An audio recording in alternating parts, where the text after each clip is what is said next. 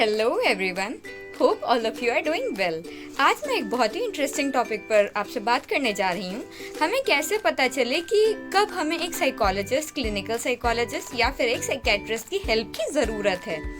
तो अगर आपको खांसी होती है, जुकाम होता है, बुखार होता है, तो आप डॉक्टर के पास जाते हो ना, या फिर वेट करते हो कि कब वो एक सीवियर सिचुएशन पर पहुँच जाए और फिर मैं डॉक्टर के पास जाऊँ। तो इसी तरीके से अगर आपको डेली लाइफ में प्रॉब्लम्स हो रही हैं,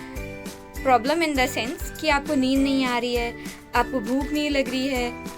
आप को गुस्सा बहुत ज़्यादा आ रहा है, इरिटेशन हो रही है, फ्रस्ट्रेट हो जाते हो बहुत जल्दी, या फिर सपने बहुत ज़्यादा आ रहे हैं जो आपको बहुत ज़्यादा डिस्टर्ब कर रहे हैं। अगर आपको ये सारी प्रॉब्लम्स हो रही है जो मैंने अभी डिस्कस करी, या फिर आपको ट्रांजिशन में प्रॉब्लम आ रही है जैसे कि getting married, giving birth to a child, या फिर death of someone close to you और अ ब्रेकअप इशू, या फिर आपको ये नहीं सब्जेक्ट आ रहा है कि आप अपने करियर में आगे कैसे बढ़ो, अगर आप इन सारी चीज़ों से डील नहीं कर पा रहे हो और आपको ये चीज़ें बहुत ज़्यादा, ये सारे थॉट्स परेशान कर रहे हैं, then you need to visit a psychologist, और वो आपको आपकी प्रॉब्लम से बाहर निकलने में मदद करेगा। अगर कोई बच्चा है जो बहुत ज़्यादा शैतानी कर रहा है, सबको डिस्टर्ब करता रहता है, घर पे मारता है, पीटता है, गुस्सा करता है, पेरेंट्स से सही से बात नहीं करता है, या फिर कोई बच्चा है जो लिख नहीं पा रहा है सही से और उसकी एज 5 ईयर्स हो गई, 6 ईयर्स हो गई है, बोलने में प्रॉब्लम हो रही है, तो फिर you need to visit a psychologist.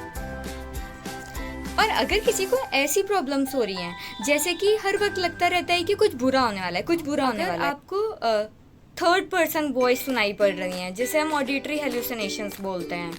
या फिर आपको हेलुसिनेशंस हो रहे हैं जैसे कि कुछ नहीं है फिर भी कुछ दिखाई पड़ रहा है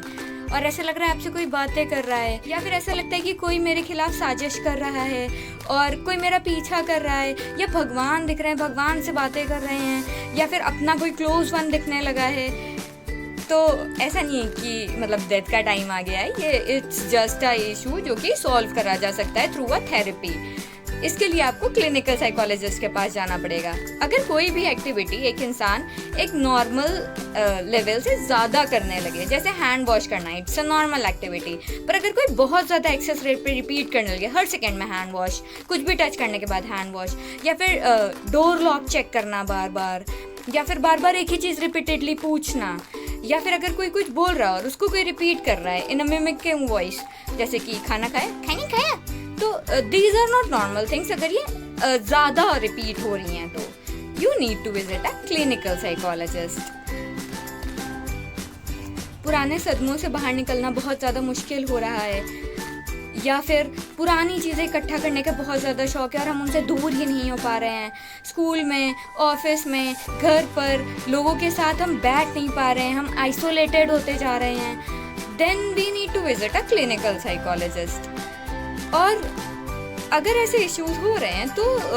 कोई भी बुराई नहीं है अगर आप एक साइकोलॉजिस्ट या क्लिनिकल साइकोलॉजिस्ट, या फिर अगर सिम्टम्स बहुत ज़्यादा वर्स होते जा रहे हैं तो it's better to visit a psychiatrist. जो भी सिम्टम्स मैंने शेयर करे, these are just a basic idea कि when do you need to visit a psychologist और अ क्लिनिकल साइकोलॉजिस्ट। बाकी की डायग्नोसिस और ट्रीटमेंट और थेरेपी वो प्रॉपर साइकोलॉजिस्ट या फिर क्लिनिकल साइकोलॉजिस्ट डिसाइड करेंगे जब आप उनको विजिट करोगे और अपनी प्रॉब्लम्स के बारे में शेयर करोगे। I hope this video was helpful. Thank you.